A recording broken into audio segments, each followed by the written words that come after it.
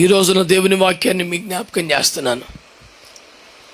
దేవుని కొరకు మనము చేయుచున్న కొన్ని కార్యముల ద్వారా మనము దేవుని చేత సాక్ష్యం పొందలేం.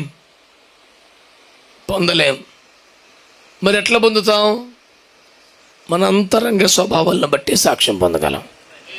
కాబట్టి మీరు ఆశపడితే, ప్రార్థన చేస్తే, ఉపవాసం ఉంటే, ఆరాధిస్తే, దేవుని సన్నిధిలో సమయం గడిపే అవకాశం మీకు వస్తే, మీ కాన్సన్ట్రేషన్ అంతా దేని మీద ఉండాలి?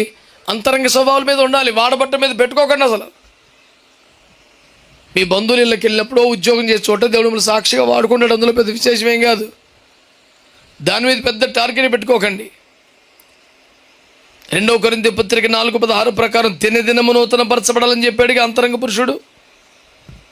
నిన్నటి కంటే ఇవాళ నా లోపల మనిషి, నా ఇన్నర్ మ్యాన్లో ఏమైనా మార్పు వచ్చింది, అది ఒక్కటే ఉండాలి మనకి.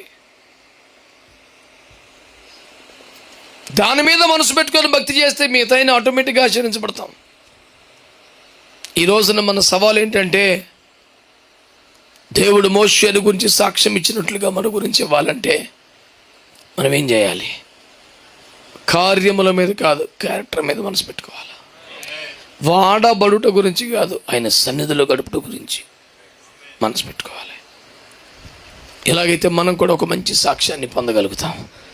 దేవుడు మోషే గురించి ఇచ్చిన సాక్ష్యం ఏంటి? అతని వంటి ప్రవక్త ఇదివరకు పుట్టలేదు.